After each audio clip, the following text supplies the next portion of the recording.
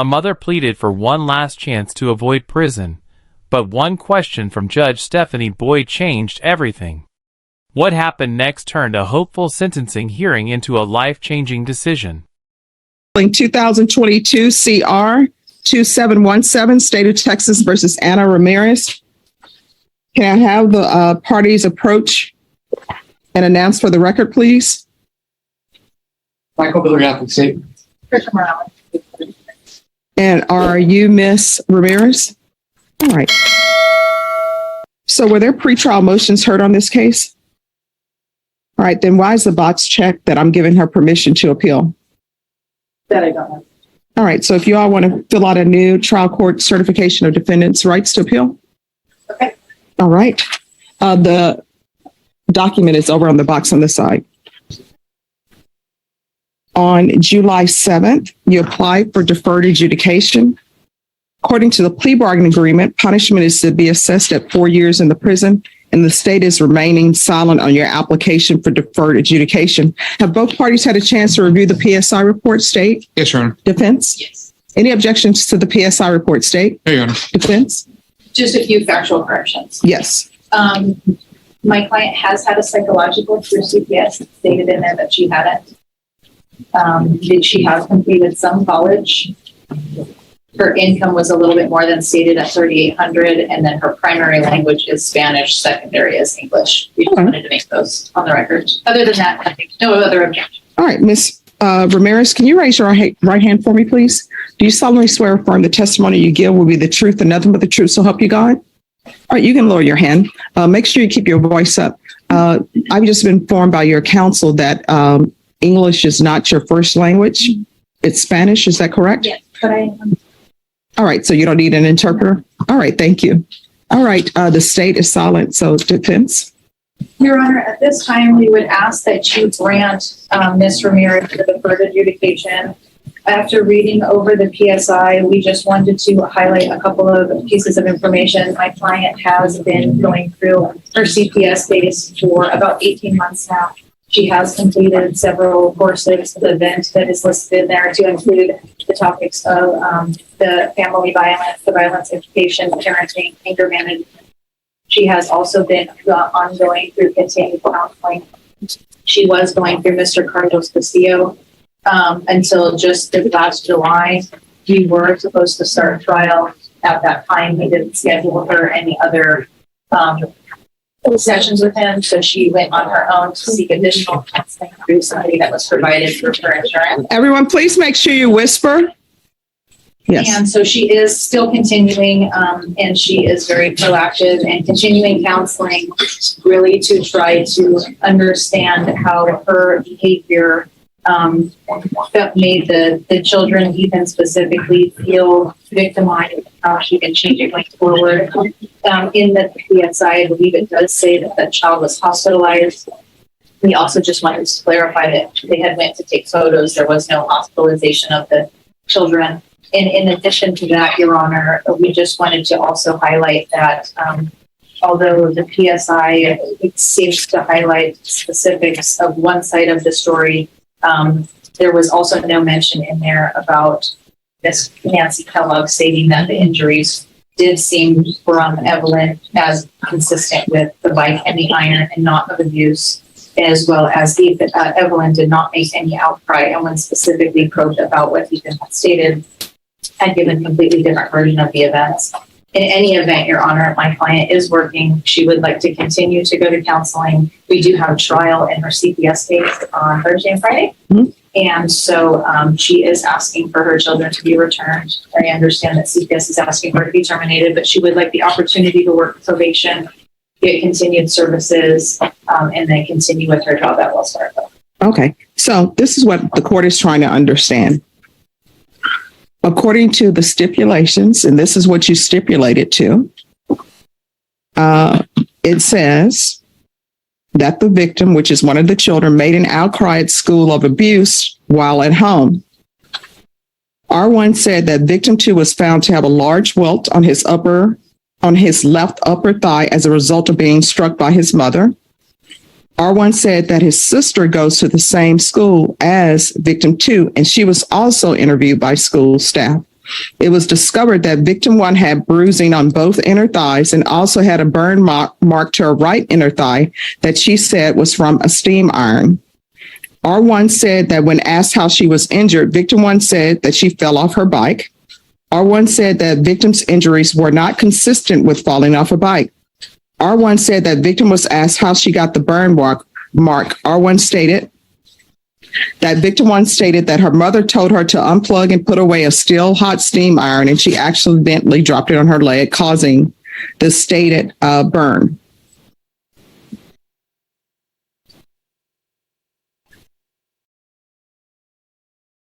So, are you saying that you didn't cause any of these injuries to the children?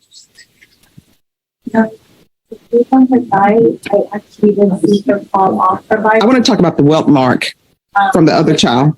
Ethan? Yes. So on Ethan, when I asked him in front of the caseworker what were they referring to, all he did was just lift the pants that he had on, and all you saw was notice was the bruise on his lower leg. So are you saying you didn't do it? I didn't strike him with a belt. All right, because, and then on the PSI report on page 4, it says, Ms. Torres stated Ethan spoke of being in a closet for hours at a time. He feared of what would happen if he came out. He stated he was scared, bored, and hungry. He stated some of his siblings would check on him and play with him. He also spoke of a time when his mother choked him off the ground for losing his church book and slapping him. He spoke of being hungry and his mother not feeding him. So if none of this is true, why did you enter a plea? Why not go to a jury trial? Because of communication that we've had with the children's attorney. We created advisory system responsibility. No. Do you want a jury trial? We'll give you one today. We have a jury outside that'll be here at 1:30. You want a jury trial? That's either yes or no. No, yeah. All right. Is there anything else from either side? All right.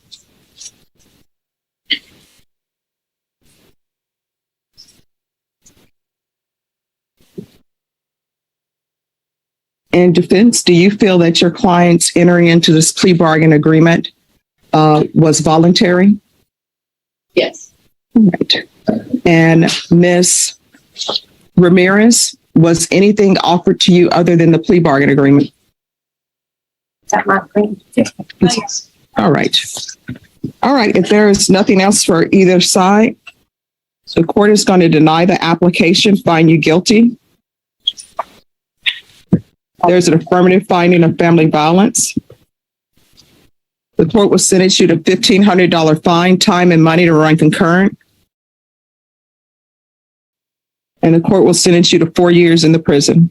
I'm going to show you what's entitled Trial Court Certification of Defendant's Rights to Appeal. Because this is a plea bargain agreement, because I followed your plea bargain agreement, and because you waive your right to appeal, you do not have the court's permission to appeal. Because this is a felony conviction and an affirmative finding of family violence, you're not allowed to own or possess any weapons or ammunition. If you have a question over what a weapon or ammunition is, you'll need to speak to an attorney. Do you understand? All right, good luck to you. Judge. All right, so we're going to go on the record, Brenna.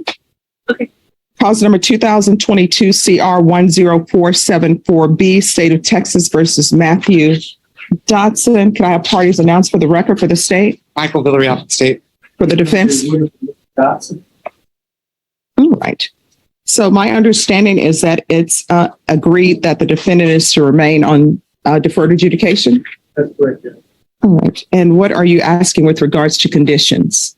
Judge, the original agreement as it relates to the MTR was 90 days of Bexar County Jail sanction, TAP evaluation while in custody and to follow recommendations, and then weekly reporting for 90 days upon release from the Bexar County Jail. All right. I'm going to do something a little different. So obviously, they want the 90 days in the Bexar County Jail to correct some behavior, I'm assuming. Is that correct? I believe so, Judge. He's been in custody in 4 meetings. All right. Because what I want to do, because obviously there's some behavior that needs to be corrected. Maybe it needs to be corrected at ISF. Will ISF take him based upon his charge? Yeah. All right. So instead of just 90 days at the Bexar County Jail or 90 days at the prison, although I'm sure there was a shock to your system when you went to the prison. So hopefully you learned something. How old are you? 31. Do you have children? Parents? Mom? Dad? Does your mom love you? Mom in your life? Does your dad love you? Dad in your life? Why are you being a disappointment to them? Why are you breaking their heart? Something that just happened out of one. I mean, no, here's the thing about wrong roads. Even when you're in the vehicle, I mean, some guys, right? I don't know what it is about men won't ask for directions. But at some point, when you see that you're going down the wrong road, David, you're different. You'll ask for directions. Oh, good. I'll just kind of go around. At some point, when you're on 100 miles and you're still going in the wrong directions, at some point you say, we can do a U-turn right here. So at some point, you're going to have to do a U-turn to better your life. Otherwise, you're going to end up in prison. And you're going to end up in prison for a long time because what you're charged with, this is a first-degree felony. The range of punishment is up to life in prison.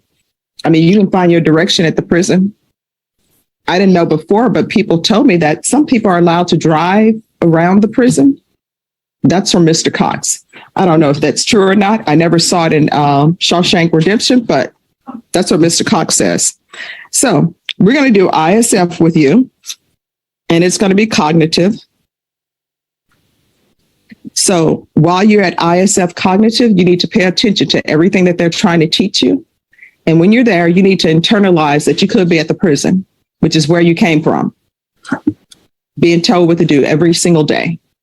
I don't know why people don't realize that you can live in the free world, make your rules within the law. If you want to get up at a certain time in the morning, you can get up at a certain time in the morning. At the prison, you can't. They have hours. And of course, there are consequences for actions. Maybe you don't get your breakfast because you waited too late. Maybe you don't get your lunch. Maybe you don't get your dinner. So if you want to live that life, you let me know now and I can send you to prison and we can waste all this. We can stop wasting all this in between time. So do you want to follow the rules or do you want to go to prison? If you want to go to prison, I can send you now. The state and the defense can negotiate on a time for you to go to prison. And guess what? I'll follow whatever negotiation they want to for sending you to prison. But then you can stop wasting everybody's time.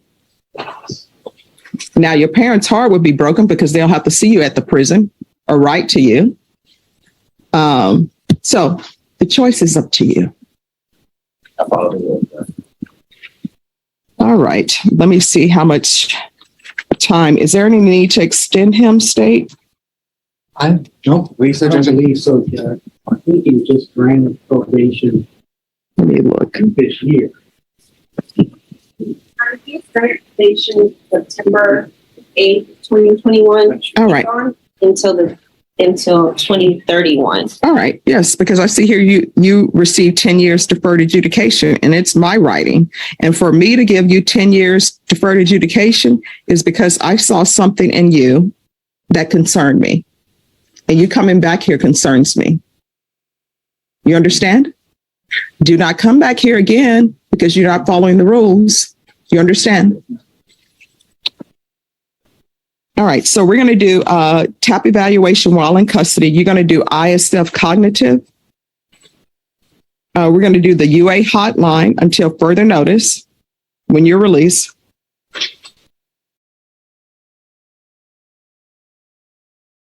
I'm going to want field visits 3 times per month, probation, and then and that'll be for 3 months. If he's doing well, then you all can send me a supplemental, let me know, and I'll decide whether or not to take him off that. When you're out from ISF, who are you going to be living with? All right. And does your partner want you there? Are you sure? Sure you haven't been cut loose? No, ma'am. A dear Matthew letter? No, ma'am, I haven't. Okay. Well, you will be if you don't behave and act like an adult who has common sense. What are you planning on doing with the rest of your life? plan on going to school for HVAC. It's what I was trying to do. Okay. To get into private education or do community service, what I was doing. I contacted the court, but the other guys got me on doctor, the probation got me on doctor. So therefore, I kept calling and no response, and I stayed working. Okay. And what's up with the ring on your finger? Usually they don't bring people over. Can that not be removed? Well, yeah, it won't come on. Oh.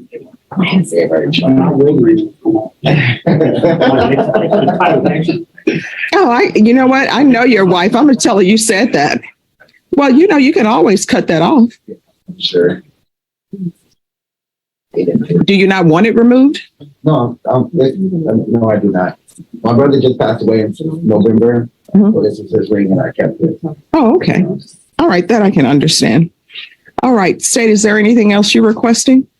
No, Judge. All right, probation, is there anything else he needs? No, Your Honor. Is there anything else you need from me so that I won't see you again unless you're being released from probation? Well, no, ma'am, but at the same time, when you guys released me, that in September, I had a warrant already right when I came out, which I didn't think I was supposed to be released, but for a live vote for the ticket that I came in for. Okay. Y'all can just make sure that. Well, that's your attorney needs to make sure that ticket is not an issue. All right. So what's going to end up happening is you're going to go back to the Bexar County Jail. You're going to go to ISF. You're going to do your TAP evaluation and probation. If the TAP evaluation recommends inpatient treatment, we're going to start with intensive outpatient treatment if that's what they're recommending. Okay. All right. So if they're recommending inpatient treatment, we'll start with intensive outpatient treatment to see how that goes.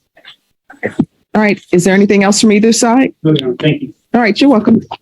What began as a routine sentencing hearing quickly turned into a critical examination of a plea agreement and the evidence behind it. Judge Stephanie Boyd carefully questioned Anna Ramirez after the defense sought deferred adjudication, pointing to serious allegations in the pre-sentence investigation report involving injuries to 2 children and claims of family violence. When Ramirez denied causing the injuries despite having entered a guilty plea, Judge Boyd challenged the contradiction and even offered the option of a jury trial if she wished to contest the accusations. After confirming that the plea had been entered voluntarily, the judge denied the request for deferred adjudication, imposed the agreed 4-year prison sentence, assessed a fine, and explained the lasting legal consequences of a felony family violence conviction, including the loss of firearm rights and the inability to appeal under the terms of the plea agreement. The hearing underscored how plea decisions carry significant and long-term consequences in criminal court.